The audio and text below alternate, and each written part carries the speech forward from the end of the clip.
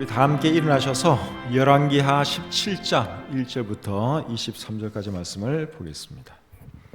열왕기하 17장 1절부터 23절까지 말씀.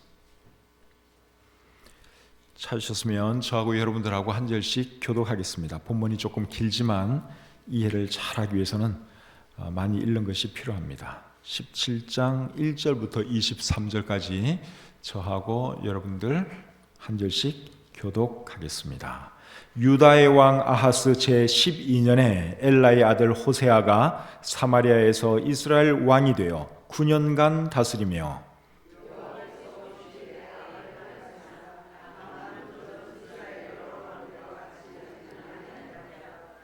아수르의 왕 살만 에셀이 올라오니 호세아가 그에게 종이 되어 조공을 드리더니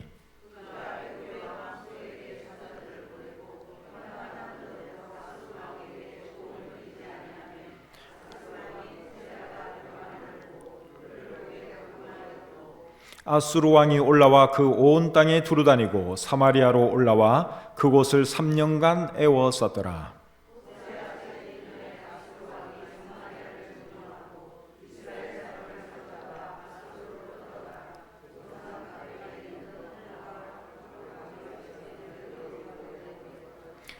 이 일은 이스라엘 자손이 자기를 애굽 땅에서 인도하여 내사 애굽의 왕 바로의 손에서 벗어나게 하신 그 하나님 여호와께 죄를 범하고 또 다른 신들을 경외하며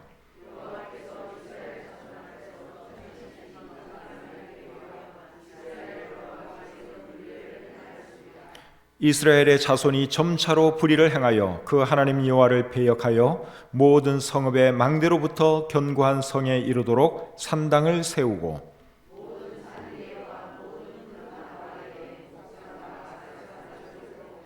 또 여호와께서 그들 앞에서 물리치신 이방 사람같이 그곳 모든 산당에서 분향하며 또 악을 행하여 여호와를 경노하게 하였으며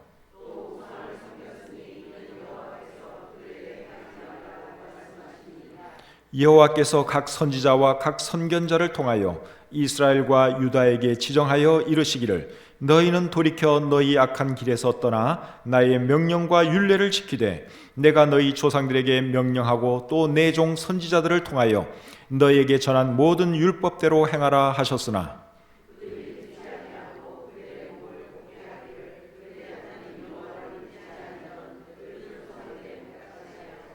여호와의 율례와 여호와께서 그들의 조상들과 더불어 세우신 언약과 경계하신 말씀을 버리고 허무한 것을 뒤따라 허망하며 또 여호와께서 명령하사 따르지 말라 하신 사방 이방 사람을 따라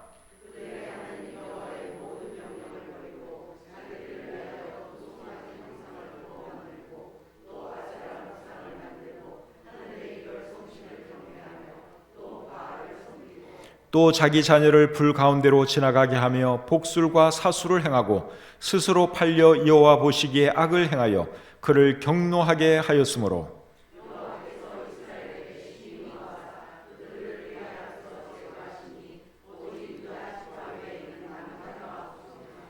유다도 그들의 하나님 여호와의 명령을 지키지 아니하고 이스라엘 사람들이 만든 관습을 행하였으므로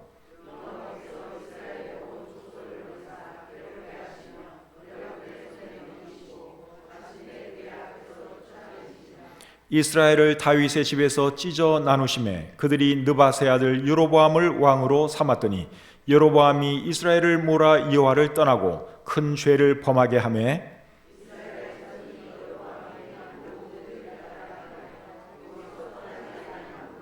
다 같이요.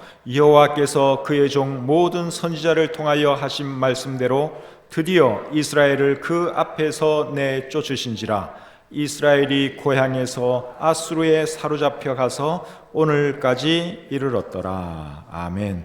하나님 아버지, 오늘 저희들에게 귀한 자리에 불러주시고 하나님을 예배하시도록 해주신 것 감사합니다. 또 말씀 듣기에 앞서 우리 교회 연약한 지체들을 위해서 온 성도님들이 한 마음으로 간절히 기도했습니다. 하나님, 우리가 드린 기도가 응답되어서 안승수 모매님 편안하게 가실 수 있도록 도와주시고 또 일어나야 할 분들은 또 일어나서 하루속히 가정으로 교회로 돌아오게 해 주시옵소서. 이 시간 부족한 종이 하나님 말씀을 전합니다. 붙들어 주시고 오늘 이 말씀이 우리 모두에게 도전이 되고 은혜가 되게 해 주시옵소서. 감사드리며 예수님의 이름으로 기도드립니다. 아멘. 자리에 앉겠습니다. 오늘 우리가 읽은 이 본문 말씀은 북왕국 이스라엘의 멸망에 대한 말씀입니다. 북왕국 이스라엘은 기원전 722년에 아수르 제국에 의해 멸망했습니다. 아수르는 아시리아지요. 아수르에 의해서 멸망했습니다. 북이스라엘이 아수르에 의해 멸망할 때 북이스라엘의 왕이 누구였는가 하면 호세아라는 사람입니다. 호세아가 북이스라엘의 마지막 왕입니다. 구약의 책 중에도 호세아라고 하는 책이 있죠. 호세아 선지자가 기록한 책이 호세아인데 그 호세아하고 오늘 이 본문에 나오는 호세아 왕하고는 아무런 관계가 없습니다. 그냥 이름만 같은 동명이인입니다. 한 가지 공통점이 있다면 두 사람 다 북왕국 이스라엘 사람이었다는 것, 그거 하나 공통점이 있습니다. 호세아는 어떤 왕이었는가 하면 악한 왕이었습니다. 북이스라엘에는 총 19명의 왕들이 통치를 했는데 그 19명의 왕들이 다 한결같이 악한 왕들이었습니다. 마지막 왕 호세아도 역시 마찬가지입니다. 2절 말씀을 한번 보겠습니다. 여호와께서 보시기에 악을 행하였으나 다만 그 전 이스라엘 여러 왕들과 같이 하지는 아니하였더라. 그러니까 이 호세아 왕도 악하긴 악했는데 그 전에 다른 왕들보다는 그래도 덜 악했다. 전의 왕들처럼 아주 많이 악해지는 않았다. 그렇게 말씀하고 있습니다. 그런데 어떻게 하다가 이 사람이 북이스라엘의 마지막 왕이 되었느냐 하는 거예요. 그 이유는 이 사람이 아수르를 배반했기 때문에 그렇습니다. 오늘 보면 3절과 4절이 그렇게 설명을 해주고 있습니다.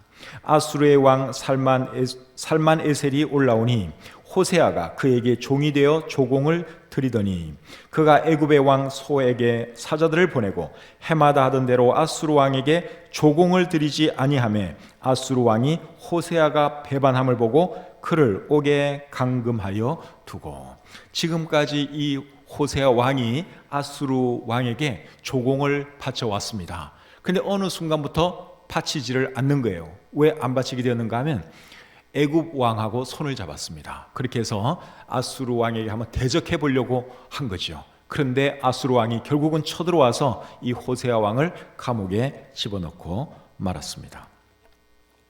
그리고 그로부터 3년 뒤에 이 북이스라엘은 완전히 멸망하게 됩니다. 5절 6절 또 보겠습니다. 아수르 왕이 올라와 그 온 땅에 두루다니고 사마리아로 올라와 그곳을 3년간 애워쌌더라. 호세아 제9년에 아수르 왕이 사마리아를 점령하고 이스라엘 사람을 사로잡아 아수르로 끌어다가 고산 강가에 있는 할라와 하볼과 메대 사람의 여러 고을에 두었더라. 호세아 왕을 잡아서 감옥에 가두고 나서도 북이스라엘을 완전히 멸망시키기까지는 3년이 걸렸습니다. 왜 이렇게 긴 세월이 걸렸는가 하면 사마리아 성은 점령하기가 굉장히 어려운 그러한 위치에 있었기 때문에 그렇습니다. 사마리아 성은 계곡으로 이렇게 둘러싸여져 있고 계곡 가운데 이렇게 높은 지대에 있기 때문에 외부 사람들이 침입하기가 굉장히 어렵습니다. 그러니까 왕은 어떻게 잡아다가 감옥에 넣었는데 그 성까지 점령하기에는 아수르 군인들도 쉽지가 않았던 거예요. 그래서 점령하는 데까지 시간이 3년이 걸린 것입니다. 이 사마리아 성의 그 위치, 입지적인 그 위치에 대해서는 이사야서 28장 1절에 잘 설명이 되어 있는데 한번 보겠습니다. 이사야 28장 1절에 보시면 이렇게 기록이 되어 있습니다. 에브라임의 술 취한 자들의 교만한 면류관은 화 있을진저 술에 빠진 자의 성 곧 영화로운 관같이 기름진 골짜기 꼭대기에 세운 성이여 쇠잔에 가는 꽃 같으니 화 있을진저. 방금 읽은 이 말씀이 사마리아 성에 대한 말씀이에요. 표준 세번역 성경으로 읽으면 훨씬 더 이해하기가 쉽습니다. 제가 한번 읽어드리겠습니다. 술 취한 자 에브라임의 교만한 면류관인 너 사마리아여 너에게 재앙이 닥칠 것이다. 술에 빠진 주정꾼의 도성 기름진 평야의 높은 언덕에 화려한 왕관처럼 우뚝 솟은 사마리아여 시들어가는 꽃 같은 너에게 재앙이 닥칠 것이다. 여기 보니까 기름진 평야의 높은 언덕에 화려한 왕관처럼 우뚝 솟은 사마리아여 그랬습니다. 그러니까 주변은 다 낮은 그 계곡지대예요. 평야지대고, 그리고 이 사마리아 성만 높이 이렇게 솟아있는 것입니다. 그러니까 적군들이 쳐들어오려면 그 위로 올라가서 공격을 해야 되는데 그게 쉽지가 않은 거죠. 그렇게 해서 결국은 3년이나 걸려서 이 사마리아 성을 점령하게 되고, 그제서야 이제 이스라엘은 완전히 끝이 온 것이죠.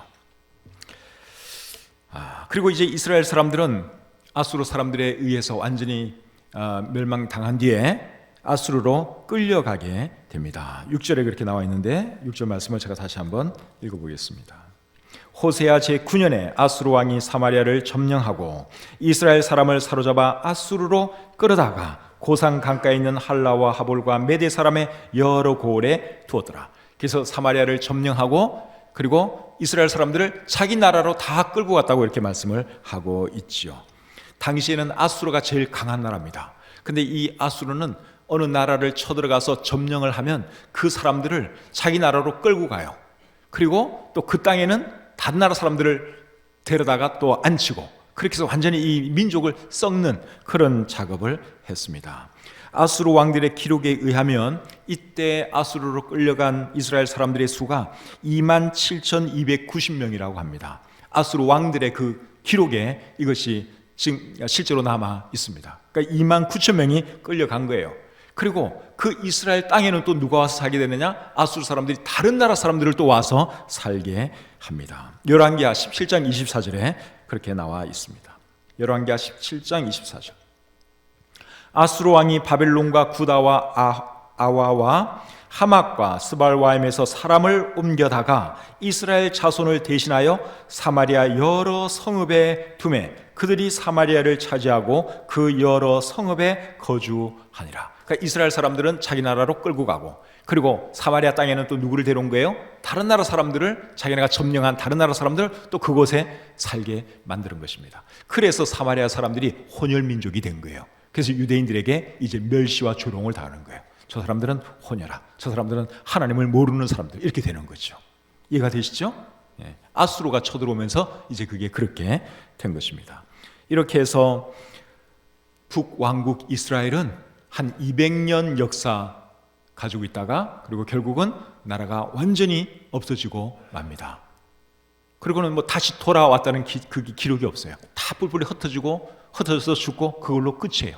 그리고 이제 남은 남왕국 유다, 그 사람들이 또 나중에 바벨론에 의해서 멸망당하지만 그래도 하나님께서 남은 자들을 이렇게 세워두시고 그 혈통이 계속 이어지게 만들어서 지금까지 유대인들이 이 땅에 존재하는 것입니다. 자, 왜 북왕국 이스라엘이 멸망했는지 이제 이해가 되시죠? 왜 멸망했습니까? 아수르 왕을 배반했기 때문에 결국은 멸망했어요. 근데 그거는 표면적인 이유입니다. 진짜 이유는 따로 있습니다. 지금까지 말한 거는 표면적인 이유예요. 표면적인 이유는 이스라엘 왕이 아수르 왕에게 조공 안 바치고 애굽 왕하고 손잡고 그렇게 하다가 결국은 이제 이렇게 멸망한 것이고, 진짜 이유는 뭐냐? 우상 숭배했기 때문에 그렇게 된 것입니다. 자, 본문 7절부터 12절 보겠습니다. 7절부터 12절 말씀 제가 읽어드리겠습니다. 이 일은 이스라엘 자손이 자기를 애굽 땅에서 인도하여 내사 애굽의 왕 바로의 손에서 벗어나게 하신 그 하나님 여호와께 죄를 범하고 또 다른 신들을 경외하며 여호와께서 이스라엘 자손 앞에서 쫓아내신 이방 사람의 규례와 이스라엘 여러 왕이 세운 율례를 행하였음이라. 이스라엘의 자손이 점차로 불의를 행하여 그 하나님 여호와를 배역하여 모든 성읍에 망대로부터 견고한 성에 이르도록 산당을 세우고 모든 산 위에와 모든 푸른 나무 아래에 목상과 아세라상을 세우고 또 여호와께서 그들 앞에서 물리치신 이방 사람같이 그곳 모든 산당에서 분향하며 또 악을 행하여 여호와를 경노하게 하였으며 또 우상을 섬겼으니 이는 여호와께서 그들에게 행하지 말라고 말씀하신 일이라. 자, 이 말씀을 잘 읽어보면 북이스라엘이 왜 멸망하게 되었느냐? 우상 숭배했기 때문이라고 말씀하고 있습니다. 근데 방금 읽은 이 말씀을 잘 보면 이스라엘 사람들이 처음에는 우상 숭배를 조금씩 하다가 나중에 이제 본격적으로 많이 한 것을 우리가 볼 수 있습니다. 9절 말씀을 다시 한번 보면 이스라엘의 자손이 점차로 불의를 행하여 그 하나님 여호와를 배역하여 모든 성읍의 망대로부터 견고한 성에 이르도록 산당을 세우고, 그렇게 말씀하고 있는데 여기 점차로 하는 말이죠. 점차로라고 하는 이 말의 의미는, 원래 의미는 모르게, 비밀리에, 그런 뜻입니다. 우리말 성경에서는 구절을 이렇게 번역을 했습니다. 이스라엘 자손들은 그들의 하나님 여호와 모르게 옳지 않은 일을 했습니다. 망대부터 성곽까지 자기들의 온 성에 산당을 지은 것입니다. 그러니까 모르게 했다는 거예요. 하나님 모르게. 하나님 알면 안 되니까 하나님 몰래 그렇게 했는데, 여러분, 하나님 몰래 한다고 해서 하나님이 모르시겠습니까? 그래서 처음에는 이제 몰래 비밀리에 조금씩 하다가 점점 간이 커져가지고 이제 대놓고 우상 숭배를 하고 하나님을 반역하는 그러한 삶을 그들이 살았던 것이죠. 10절 말씀 또 보겠습니다.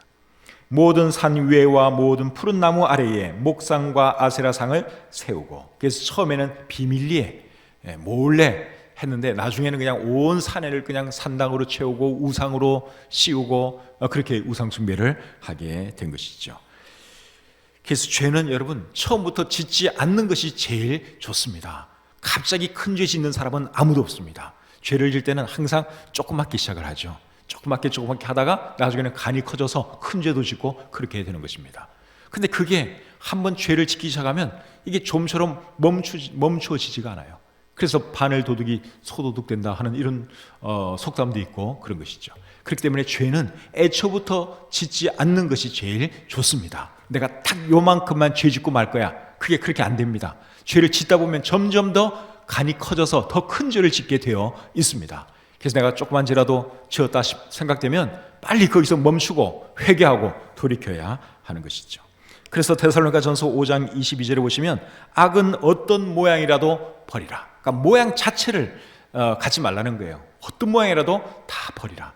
조그만 죄라도 삶에서 제거해야 된다. 그러한 말씀입니다. 그리고 어쩔 수 없이 죄를 지었으면 바로 회개할 줄 알아야 하는 것이죠. 사람이기 때문에 사람이 죄를 전혀 안 짓고 살 수는 없습니다. 우리가 하나님이 아닌데 어떻게 죄를 전혀 안 짓고 살 수가 있겠습니까? 그런데 죄를 짓고 나서 사람들의 반응이 이렇게 크게 양분되는 것을 볼 수 있어요. 어떤 사람은 죄를 짓고도 회개할 줄을 모릅니다. 그리고 또 어떤 사람은 죄를 지으면 바로 회개합니다. 이제 여기서 엄청난 결과가 그 결과가 달라지게 되는 것이죠. 그래서 회개하면 하나님이 용서해 주시지만 회개하지 않는 사람은 결국 하나님께서 진노하실 수밖에 없습니다. 그래서 우리가 죄를 지으면 바로바로 회개할 줄 알아야 하는 것이죠. 이 북왕국 이스라엘이 멸망한 이유도 엄격히 말하면 죄 때문이 아니라 지은 죄를 회개하지 않아서 이 사람들이 멸망한 것입니다. 13절부터 18절 한번 보겠습니다. 여호와께서 각 선지자와 각 선견자를 통하여 이스라엘과 유다에게 지정하여 이르시기를 너희는 돌이켜 너희 악한 길에서 떠나 나의 명령과 율례를 지키되 내가 너희 조상들에게 명령하고 또 내 종 선지자들을 통하여 너희에게 전한 모든 율법대로 행하라 하셨으나 그들이 듣지 아니하고 그들의 목을 곧게 하기를 그들의 하나님 여호와를 믿지 아니하던 그들 조상들의 목같이 하여 여호와의 율례와 여호와께서 그들의 조상들과 더불어 세우신 언약과 경계하신 말씀을 버리고 허무한 것을 뒤따라 허망하며 또 여호와께서 명령하사 따르지 말라 하신 사방 이방 사람들을 따라 그들의 하나님 여호와의 모든 명령을 버리고 자기들을 위하여 두 송아지 형상을 부어 만들고 또 아세라 목상을 만들고 하늘의 1월 성신을 경배하며 또 바알을 섬기고 또 자기 자녀를 불 가운데로 지나가게 하며 복술과 사술을 행하고 스스로 팔려 여호와 보시기에 악을 행하여 그를 경노하게 하였으므로 여호와께서 이스라엘에게 심히 노하사 그들을 그의 앞에서 제거하시니 오직 유다 지파 외에는 남은 자가 없으니라. 이스라엘 사람들이 하나님께 죄를 범하니까 하나님께서 선지자들을 보내고 선견자들을 보냈다고 말씀을 하고 있죠. 선지자나 선견자는 이게 같은 말입니다. 그래서 그들을 보내서 회개하라고 촉구를 하는데도 이 사람들이 말을 듣지를 않았어요. 그러면서 계속 악한 길로 가고 우상 숭배를 했기 때문에 하나님께서 그들을 멸망시킬 수밖에 없었던 것입니다. 근데 이 북이스라엘의 우상 숭배는 어디에서부터 시작이 되었는가 하면 북이스라엘의 초대왕 여로보암이 금송아지를 만들면서부터 시작이 되었습니다. 16절 말씀을 여러분 다시 보겠습니다. 16절. 그들의 하나님 여호와의 모든 명령을 버리고 자기들을 위하여 두 송아지 형상을 부어 만들고, 송아지 형상을 만들었다고 말씀을 하고 있죠. 이걸 누가 했는가 하면 북이스라엘의 초대왕 여로보암이 했습니다. 솔로몬 왕 이후에 이스라엘 나라가 남과 북으로 나누어지게 됩니다. 솔로몬이 범죄했기 때문에, 솔로몬이 우상을 섬기고 하나님을 등졌기 때문에 하나님께서 그 벌로 이스라엘 나라를 쪼갰어요. 근데 솔로몬 때 그렇게 하지 않고 솔로몬 그 아들 때 하나님 그렇게 하셨는데, 그래서 남쪽은 유다가 되고 북쪽은 이스라엘이 되었습니다. 원래는 이스라엘 한 나라였는데 솔로몬 왕 이후에 나라가 남북으로 갈라져서 북쪽은 뭐가 되었다고요? 북쪽은 이스라엘, 남쪽은 유다가 되었습니다. 유다에 속한 지파는 유다 지파하고 베냐민 두 지파가 유다 남왕국 유다에 속했고요. 나머지 10지파 사람들은 다 북쪽에 속했습니다. 그래서 이제 남쪽을 이제 유다라 그러는 거예요. 근데 베냐민은 원체 수가 적었기 때문에 그냥 유다와 베냐민 안 그러고 이제 유다가 된 것이고, 나머지 10지파는 이제 북이스라엘이 된 거예요. 오늘 이제 멸망한 나라는 북쪽 이스라엘이 지금 멸망한 그 이야기를 우리가 보고 있는 거죠. 근데 이렇게 나라가 나뉘고 나서 어떤 일이 일어나는가 하면 북쪽에 있는 그 이스라엘 사람들이 자꾸만 남왕국 유다에 있는 예루살렘에 가서 예배를 드리는 거예요. 성전이 예루살렘에 있었으니까. 그러니까 이 북쪽 왕 여로보암이 위협을 느낀 것입니다. 이렇게 가만히 뒀다가는 내 백성들이 다 솔로몬의 아들 르호보암에게로 가겠다 싶어서 그렇게 하지 못하도록 이제부터는 예루살렘에 갈 필요 없고 내가 만든 이 금송아지를 여러분들이 숭배하면 됩니다. 이 금송아지가 여러분들을 애굽에서 인도해낸 그 여호와 하나님입니다. 그렇게 가르쳤어요.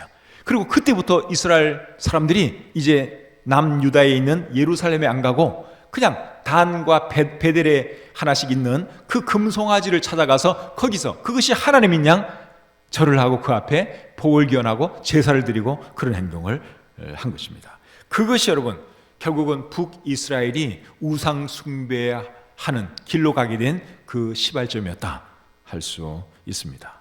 이런 거 보면 여러분 한 사람의 역할이 얼마나 중요한지 모릅니다. 여로보암 첫 번째 왕이 그 금송아지 2개 만들었기 때문에 온 나라가 결국은 금송아지 숭배하더니 나중에는 바알 신도 섬기고 아세라 신도 섬기고 별신을 다 섬기는 거예요. 그래서 그 시작점을 이 여로보암 왕이 그렇게 해 놓은 것이죠. 그리고 그 이후에 모든 왕들이 한결같이 여로보암의 그 악한 길을 따라서 생활을 했다. 우리 성경이 그렇게 기록하고 있습니다. 그래서 여러분들이 열왕기서를 쭉 읽어보시면 여로보암의 죄 또는 여로보암의 길이라고 하는 표현이 굉장히 많이 나옵니다. 왕들마다 그 표현이 거의 다 나옵니다. 북왕국 그 왕들 소개할 때마다 여로보암의 길로 행했다. 뭐 여로보암의 그 죄를 따라 해왔다. 계속 그런 표현이 나와요. 이 한 사람이 결국은 온 나라를 그렇게 만들어버리고 마는 것입니다. 북이스라엘의 왕들 중에서 그나마 조금 괜찮았던 사람이 예후 왕이었습니다. 근데 예후도 그 여로보암의 죄에서 벗어나지는 못했습니다. 열왕기하 10장 28절 29절 한번 보겠습니다. 열왕기하 10장 28절 29절. 예후가 이와 같이 이스라엘 중에서 바알을 멸하였으나 이스라엘에게 범죄하게 한 느밧의 아들 여로보암의 죄 곧 베델과 단에 있는 금송아지를 섬기는 죄에서는 떠나지 아니하였더라. 그러니까 이 예후라는 사람은 그 바알 숭배를 없앤 사람이에요. 그런데 여로보암이 시작한 그 금송아지 숭배 그것은 어쩌지 못했다. 그도 계속 그 금송아지를 숭배하는 삶을 살았다. 우리 성경이 그렇게 말씀하고 있습니다. 그래서 이 여로보암이 이스라엘 사람들로 하여금 짓게 한 죄는 결국 뭔가 하면 하나님을 완전히 부정하게 하는 그것이 아니라 하나님과 우상을 함께 섬기도록 만든 거예요. 이 금송아지가 여호와 하나님이다, 그렇게 가르친 거예요. 그럼 무지한 이스라엘 백성들은 그 금송아지 앞에서 제사를 드리면 하나님께 하는 걸로 생각을 한 거예요. 근데 그게 사실은 하나님 섬기는 것이 아니라 우상을 섬기는 거죠. 그러니까 이스라엘 사람들은 하나님을 완전히 잊어버린 그건 아니에요. 그들 마음속에는 늘 하나님에 대한 그건 있어요. 그런데 엉뚱한 방법으로 하나님을 섬긴 것입니다. 그러다 보니까 하나님도 마음으로는 섬기고 또 우상도 섬기고 또 바알도 섬기고 신이나 신들은 다 섬기는 그러한 사람들이 되고 말한 것이죠. 그래서 오늘날 많은 그리스도인들도 사실은 그런 삶을 살고 있다고 할 수 있습니다. 하나님도 섬기고 재물도 섬깁니다. 하나님도 사랑하고 쾌락도 사랑합니다. 오늘 많은 그리스도인들이 그렇잖아요. 재물의 신을 겸하여 섬기죠. 쾌락의 신을 겸하여 섬기고 있습니다. 그런데 우리 하나님은 하나님의 사람들이 그런 식으로 신앙생활하는 것을 절대로 좋아하시지를 않습니다. 마태복음 6장 24절 우리 같이 한번 읽어보겠습니다. 마태복음 6장 24절 말씀입니다. 자, 같이 한번 읽어볼까요? 시작. 한 사람이 두 주인을 섬기지 못할 것이니 혹 이를 미워하고 저를 사랑하거나 혹 이를 중히 여기고 저를 경히 여김이라. 너희가 하나님과 재물을 겸하여 섬기지 못하느니라. 하나님과 재물은 겸하여 섬길 수 없다고 했습니다. 그런데 오늘날 많은 사람들이 하나님과 재물을 겸하여 섬기고 있습니다. 재물을 얼마나 좋아하는지 몰라요. 예수 믿는 사람들도. 그런데 그렇게 하면 안 되는 거예요. 정말 하나님께 우리의 마음을 주어야지 다른 어떤 것이 하나님이 있어야 할 자리에 차지한다면 그게 우리의 우상인데 재물이 오늘날 많은 사람들의 우상이 되어 있습니다. 또 마태복음 10장 37절은 이렇게 말씀을 하고 있습니다. 마태복음 10장 37절. 자, 이 말씀도 우리 같이 한번 읽겠습니다. 시작. 아버지나 어머니를 나보다 더 사랑하는 자는 내게 합당하지 아니하고 아들이나 딸을 나보다 더 사랑하는 자도 내게 합당하지 아니하며. 그러니까 하나님은 다른 어떤 사람보다도 하나님을 제일 사랑하기를 원하세요. 내 자식보다도 하나님을 더 사랑하기를 우리 하나님은 원하세요. 내 배우자보다도 내 부모보다도 하나님을 더 사랑하기를 우리 하나님은 원하고 계십니다. 근데 하나님보다 내가 어떤 사람을 더 사랑하면 그 사람이 나의 우상이 되는 거예요. 하나님하고 이 사람하고 내가 똑같이 사랑한다? 하나님은 그거 원치 않으세요. 하나님을 제일로 생각할 때 하나님은 그 사람을 기뻐하시고 그리고 그 사람이 사랑하는 다른 사람들도 하나님께서 축복해 주시는 것이죠. 그래서 여러분, 우리 안에 하나님 말고 또 다른 무엇이 있지 않는지 잘 생각하면서 정말 하나님만 사랑하고 섬기는 저와 여러분들이 될 수 있기를 바랍니다. 그런데 이 여로보암이 하나님을 부정한 것은 아니었다는 거. 그런데 결국은 하나님도 섬기면서 이제 우상도 섬기게 만든 것이죠. 그리고 그 이후에 모든 왕이 다 그렇게 생활을 했습니다. 그러다가 결국은 이제 나라가 망하게 된 것이죠. 우리도 이런 신앙생활 하지 않도록 조심해야 할 줄 믿습니다. 우리 중에 하나님 부인하는 사람은 아무도 없을 거예요. 여기 하나님 완전히 부인하는 사람 이 중에는 한 분도 안 계세요. 그런데 하나님도 섬기고 다른 무엇도 섬기는 사람은 이 중에 있을 수 있습니다. 그게 재물일 수도 있어요. 쾌락일 수도 있고 어떤 사람일 수도 있어요. 하나님 못지않게 내가 무엇을 더 사랑하고 있다면 그게 우리의 우상입니다. 그런데 하나님은 그것을 용납하지 않습니다. 그래서 디모데후서 3장에 보시면 말세를 사는 그리스도인들이 이제 조심해야 할 것이 그런 것들이라고 말씀하고 있는데 디모데후서 3장 1절부터 5절 한번 보겠습니다. 디모데후서 3장 1절부터 5절까지의 말씀.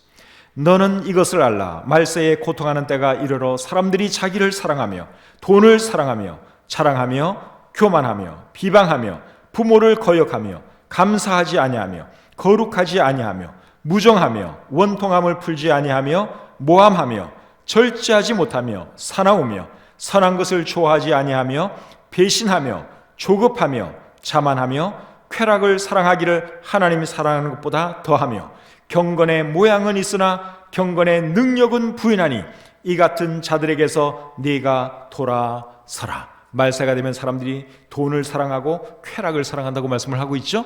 그런 사람들로부터 네가 돌아서라고 말씀하고 있습니다.